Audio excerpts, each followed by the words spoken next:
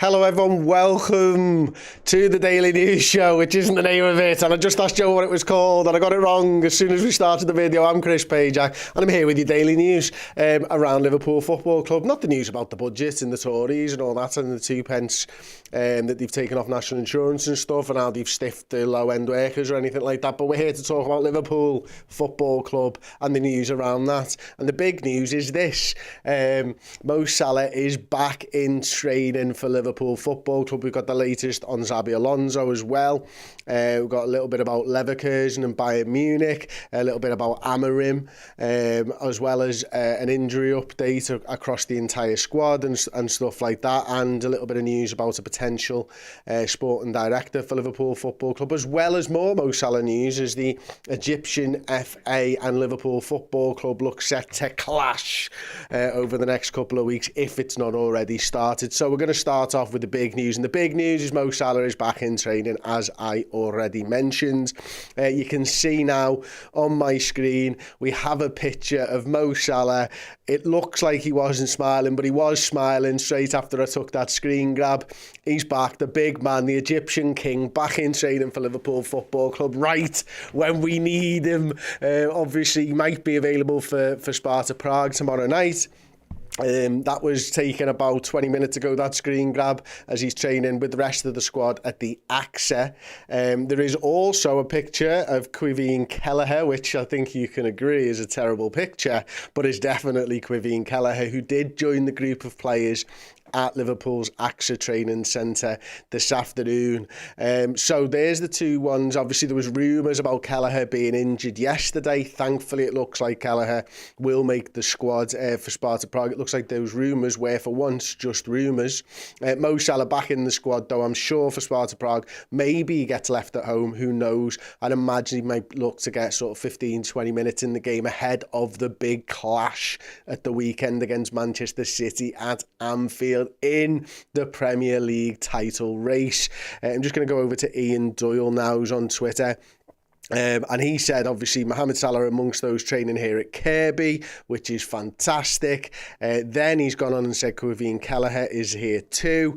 And finally, he said Muzalovsky, Kumas, Gordon, McConnell and Nallo, all part of Liverpool training.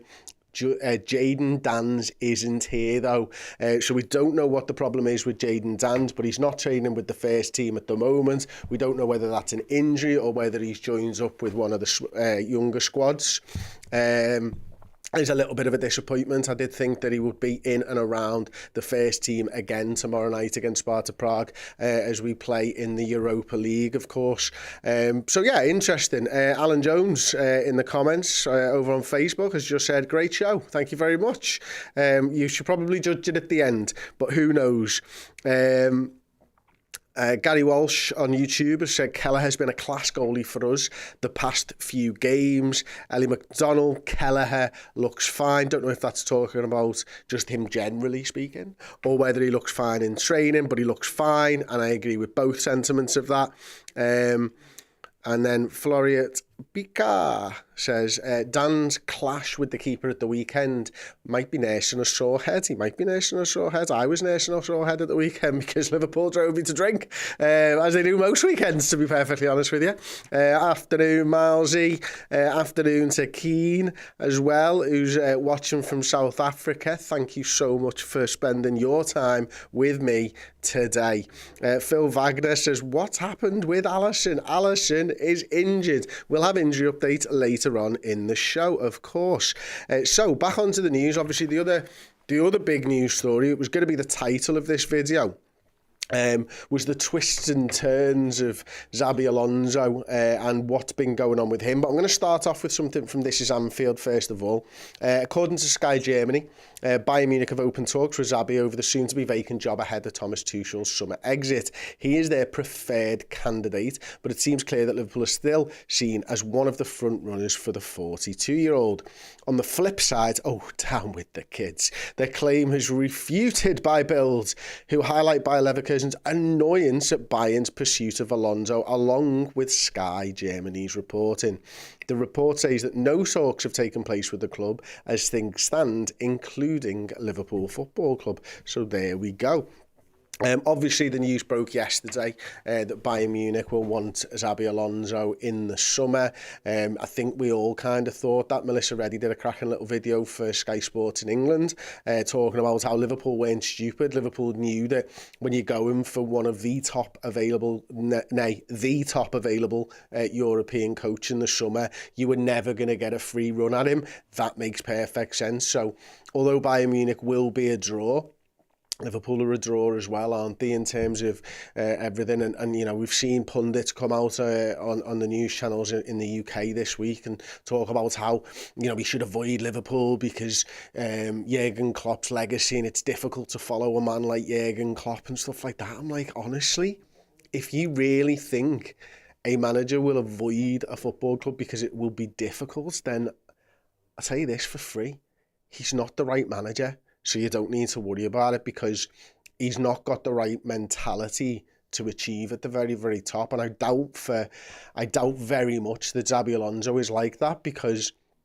although a young manager in terms of experience and managing at the top level and stuff like that, you can clearly see his qualities, but also we know as a football player that Xabi Alonso has done absolutely everything. I mean, you're talking about a World Cup, Euros winner, he's won Champions Leagues, he's won league titles, he's won cups. I mean, he's played under Pep Guardiola, he's played under Ancelotti, he's played under Mourinho, Rafa Benitez, the list will go on and on and on.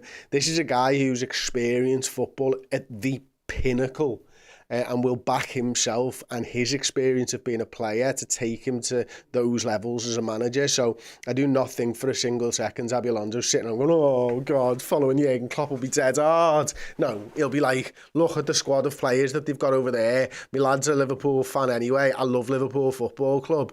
I want to go over there and manage them, and Bayern Munich will be a big draw as well, one of his former clubs, of course. But Bayer Leverkusen might have something to say in all of this, because we know that it looks like it's going to be a fee for Xabi Alonso anyway.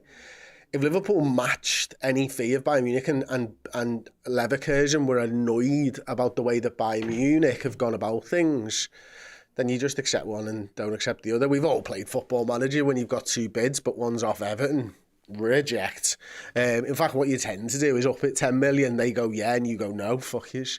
So Liverpool and Bayer Leverkusen and Bayern Munich are going to have this triangle of Xabi Alonso love triangle go on all summer long, or until the summer, I'm sure of it, but we won't know anything. And Liverpool being quiet on this is just Liverpool being quiet, because that's how they like to do their business, isn't it? They like to do it behind closed doors. I think they've got a great respect for Bayer Leverkusen and what they're trying to achieve and winning the Bundesliga and the Cup, and obviously the Europa League as well.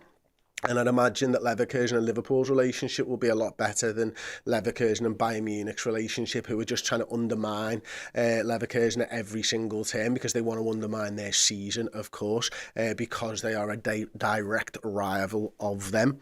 So let's have a little look at some other news.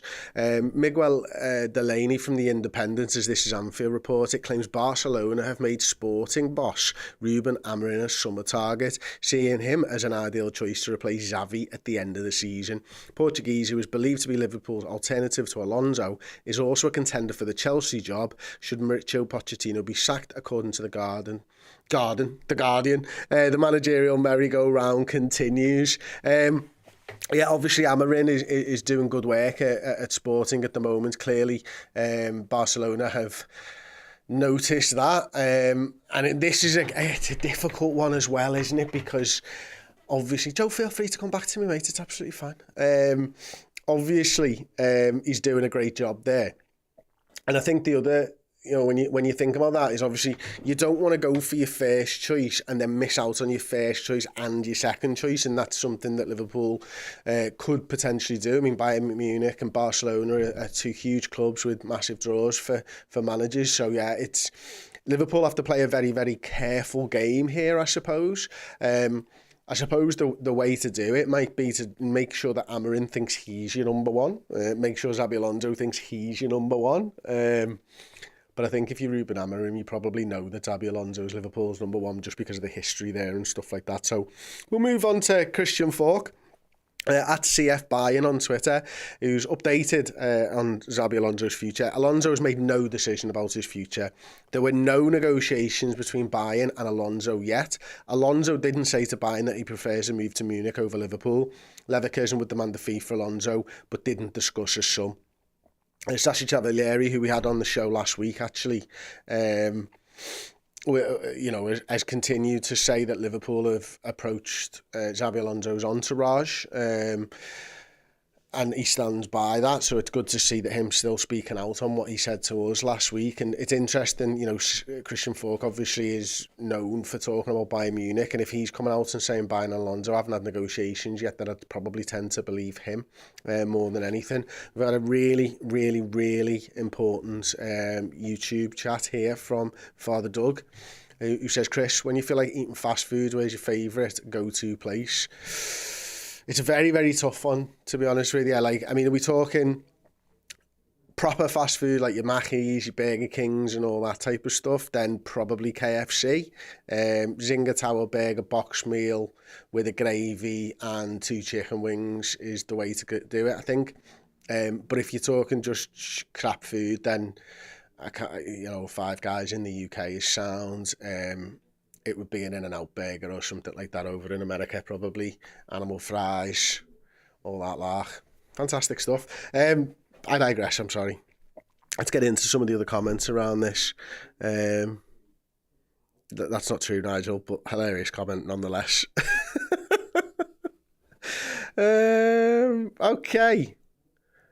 Okay.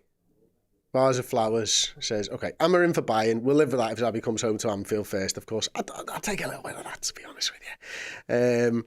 Alonso is rumoured at like 26, 27 million. It's a huge fee, isn't it, really? And it's not something that you really see, is it? Transfer fees between managers and stuff like that. And maybe this is the future of football, and it's not a future that I particularly like. But 26, 27 million and Xabi Alonso could be a manager for the next 10 years. 2.6 a year. Probably not a bad thing, is it? Steve with a great comment there. Paying more for him as a manager than a player. That is a bit wild when you put it like that. Bit mad. 2B says, Chris, rumour is you're coming to America, and I cannot confirm or deny for the Liverpool tour. I'll treat you to a Wendy's, best burgers. I've had a Wendy's, they're okay. Yeah, I quite like a Wendy's, it's okay. You can definitely see me one though. Do you know what tastes better than Wendy's? Free Wendy's. So thank you so much for that. I appreciate that.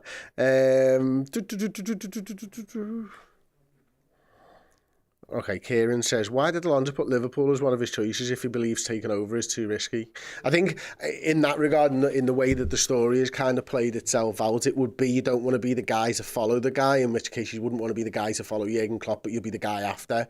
It's worked so well for all the managers at Manchester United who went after David Moyes. Imagine it's just if you're a good manager, you produce a good football team. And if you've got decent owners as well, it makes it a little bit easier. Okay, so we shall move on. We've got another one. This time it's still on the manager stuff. Courtoffside.com. Leverkusen are not happy with Alonso, Liverpool and Bayern speculation, says expert. So this is Fabrizio Romano, who has been speaking exclusively to Court Offside for his latest daily briefing column. Romano admitted the speculation was far from ideal for Leverkusen, though it seems they're not letting it affect their results on the pitch, with Alonso clearly looking 100% focused on the job for the time being. Alonso's speculation is not going down well as Bayer Leverkusen chasing a historic title victory. So yeah, we know Xabi Alonso is one of the names appreciated by Bayern, but how is all the speculation about the manager affecting his current club? Of course they're not happy with the speculation, but it's also part of the game. It is part of Bayern Munich's game, and Bayern Munich are doing it to unsettle Xabi Alonso and to try and get his focus away from Bayer Leverkusen. But as we know, Alonso wants to focus on Bayer Leverkusen first and foremost. His future will sort itself out. Right now it's about winning the Bundesliga for them, and then he'll probably make his decision. Liverpool have obviously been in touch with his entourage, and according to Sasha Taglieri last week, Liverpool have just said, we're very, very interested. We want Xabi Alonso to be the Liverpool manager. We respect the manager's wishes, and Xabi Alonso that he doesn't want to speak to us at the moment. He wants to concentrate on Leverkusen and winning a historic couple of titles or whatever. We're here waiting. So don't do anything without speaking to us. And that's the way that Liverpool are playing it. Bayern Munich, heavy-handed, right in there, using Sky Germany, using everything that they've got in the media over in Germany to make sure that Bayer Leverkusen are feeling the pinch, and Leverkusen don't like that. Bayern Munich are the bullies of the Bundesliga, always have been, always will be, and Leverkusen don't appreciate it because right now they've got a manager and a team that is better than Bayern Munich's, and they want to keep it that way. And obviously Leverkusen haven't agreed to give up on Xabi Alonso. They still think that he will be the manager, of course, in all of this, who will lead them into the Bundesliga next season, hopefully for them as reigning champions. So we're going to move on. We've done a little bit about who was sort of in training. Obviously, a little recap for anyone who's just joined us. Mo Salah was in training. Caoimhin Kelleher was in training. We saw Endo. We saw most of the players, but McAllister. There was no one there that was really missing that we wasn't expecting to see, or we were expecting to see, sorry. Ryan Gravenberch is one, though, that wasn't there. So Gravenberch is set to miss out on a crucial week for Liverpool as he continues his recovery from ankle ligament damage. This is Anfield understands he'll be unavailable to feature in this week's vital clashes with Sparta Prague and Man City, offering an initial update on Gravenberch's injury. Klopp moved to rule the midfielder out of the then upcoming games with Southampton and Nottingham Forest. So we know it's a ligament injury. And we know that Gravenberch wasn't in training today. We also didn't see Kurt Jones either. So those two likely to miss out not only on Sparta Prague tomorrow night, but also probably, you would guess, on Manchester City at the weekend, which is a little bit disappointing. But it is great to see, and we should remember that Mo Salah being back in training is a massive, massive win for us with Manchester City on the horizon. And I just sort of thinking to myself, like, how do Liverpool play against Manchester City? I mean, Manchester City had looked a little bit vulnerable on the counter-attack. Is that something that Liverpool are going to do? Can you just play counter-attacking football against Manchester City? Is it a safe thing to do? Because, you know, they're just so good in possession that they can pull you apart, and you could be a couple of goals down before you even get an opportunity, which is gutting, of course, but they are a really great side. We'll move on to the next story then. I don't know whether anybody saw this yesterday afternoon. Bournemouth technical director Richard Hughes has announced his decision to leave the Premier League side at the end of the season. He is one of the three names that we keep hearing about over and over in relation to the sporting director's role at us. Obviously, the Echo has previously reported Hughes is one of the three possible candidates for Liverpool, alongside West Ham's Tim Steidten and recent Roma general manager Thiago Pinto. In a club statement on Tuesday, Bournemouth confirmed that Hughes, who became technical director in 2016, will be leaving the Cherries at the end of the season. And he said, as a technical director, I've been fortunate to work alongside some of the most talented, dedicated individuals the game can offer. It's been 10 challenging, 10 challenging, enjoyable and rewarding years in this post. Great, that was fantastic, thank you for that. I read that completely wrong. He is one of the names. He is now leaving at the end of the season. Could this Richard Hughes be the next sporting director? Will he work under Michael Edwards in some capacity? Who knows? Will the manager be Xabi Alonso? Will we have Richard Hughes and Michael Edwards and Xabi Alonso through the doors come the end of the season? I mean, listen, I am gutted, absolutely floored that Jurgen Klopp isn't going to be the manager of Liverpool Football Club, and it's taken some amount of getting used to. But my word, I'm also so excited right now as a Liverpool fan because there's so much new stuff to talk about. And, you know me, I love to delve into the sort of tactics side of things and, you know, looking at Amarim's side and Xabi Alonso's side. And there is an excitement that comes with the new. Yeah, and I'll still be gutted, and I'll forever be gutted that Jurgen Klopp isn't the manager of Liverpool Football Club, or won't be the manager of Liverpool Football Club. But my word, it's still an exciting time to be a Red because of the squad that we've got, these kids coming through, the way that we've been ran. You know, if we get this right, it could kick on, couldn't it? We could get even better, which is mad to think. So yeah, okay, there was another news story that I was going to do, but that one's kind of been pushed to the side now because Salah is now obviously in training, so that changes things quite a lot. So we'll move on to the last one then. In fact, maybe there's the full injury update. A lot of people are still asking about where the players are up to. So actually, maybe what we could do is find that article and see if we can get this one up and running. Yeah, so Mo Salah, we know, is now back in training, so that's absolutely fine. We'll skip that. Trent won't play until after the international break. Alisson's hamstring injury that sidelined for the last 6 games remains an issue. He's not expected to return until April. Gravenberch, don't think he'll be out for too long, maybe another week or two, probably after the international break. Maybe not. Jota, we don't have an exact time frame. Curtis Jones, 31st of March, the earliest likely target. Oh, gosh. Joe Matip, we think's out for the season. Thiago Alcantara might not be out for the season, but is probably out for the season. Ben Doak's out for the season. And Bajcetic, he's been pictured in training. Comeback is not believed to be imminent. No return date has been set by the football club. That kind of rounds up all the injuries. And then the final story is Liverpool and Egypt's Mohamed Salah row escalates as pharaohs speak out. Mohamed Salah is caught between a club versus country row about the attacker's fitness ahead of the March international break. Salah is front and centre of a strange new row between Liverpool and the Egyptian FA, with the latter claiming they've been able to contact the injured Red Star.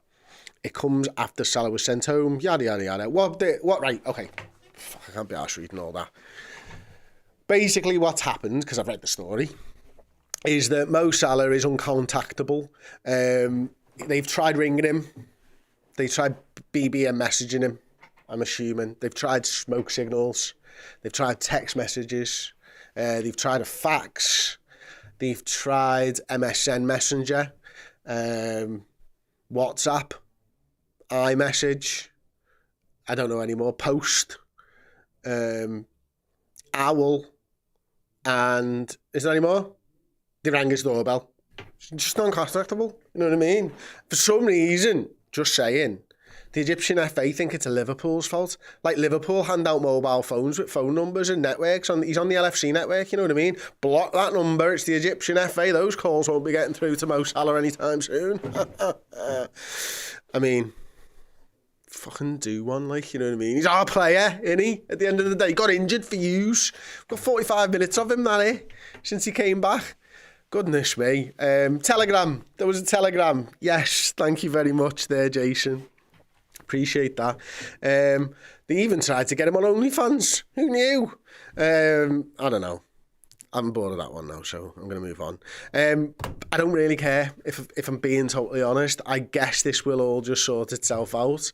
He's probably just got a reception. You know what I mean? If I was at the AXA, I'd be turning off I'd be blocking them like you're in a Morrison's, you know what I mean? If anyone goes and does the shopping in Morrison's, you cannot get a signal for love more money in them places. Don't know what they do. I think it's just so that you don't price match in there. I wonder how much this is in Aldi. Can't get the fucking internet, no idea. It's probably 50p cheaper in Aldi, but you can't check because Morrison's really do not like you using their phones, using your phones in them, do they? Who knows? Anyway, Pager as well, says Captain Darling. I think we've got it all covered now, but I am bored of that one. Yeah, so, listen, they want him for the game against New Zealand in a friendly. Liverpool are going for 4 trophies, or another 3 trophies to add to the one that's already sat in Anfield there, which I went to see last night with the kids, and it was fantastic, by the way. Fuck off, who cares if you play in New Zealand? Jesus. We're in business end of the Europa League. We're about to play Manchester United in the FA Cup. We've got City at the weekend. Just give us, all we did was we asked you. Oh, that's all we wanted. Can you just knock all them up for this stupid game against New Zealand that nobody cares about? While Liverpool, the guy who pays the wages, by the way, of Mo Salah, about, 200, 300, 350 grand a week, just maybe let him recover in our own timescale. You sent him back to us because you said during the AFCON that our doctors were better than yours and our facilities were better. Can you just trust them for a minute here? No, we want to get our doctor to check him over in New Zealand or whatever they're playing the game. Go away. Do one. You've done me head in, the Egyptian FA. You've done me head in. Stupid, isn't it? There you go. That has been the news show for today. I've wound myself right up at the end there. I'm going to go off and record a bite-sized show for a podcast. A very angry 10-minute bite-sized show. So if you do like the news shows and you just want them a bit more concise, then we do every news show as a podcast as well. And if you want more from us, redmenplus.com, we've got a code running at the moment. It's 99p for your first month. And the code is Nunes. So you just type that in as a Captain monthly subscriber. You get the first month for 99p. Can I just say as well, like, listen, we put a lot of content out on YouTube, and we have done for years and years, and we want to continue to keep on providing this content for free for everybody who supported us over the last 14 years. But if you do want more, and some of our best documentaries, some of our best content is over on redmenplus.com, and you've never thought to do it, maybe now's the time. It will help us. Obviously, we employ sort of 10 people in the Liverpool area nowadays, and we want to continue to provide for people and stuff like that. And it really would help us if you give us an opportunity to see if you like the content that we do over on there. So redmenplus.com, code is Nunes. You get your first month for 99p. Appreciate every one of you, whether you're a liker, whether you're a commenter, whether you're just a liker, or whether you're a subscriber to redmenplus.com. But yeah, thank you so much for sitting with me this afternoon, and I'll catch you all on the next one. Thank you so very, very much for checking out the video. If you enjoyed it, drop a like. The season is now well underway. If you need extra Redmen content, be it podcasts, videos, documentaries, interviews, and general shows, fill your boots on redmenplus.com today.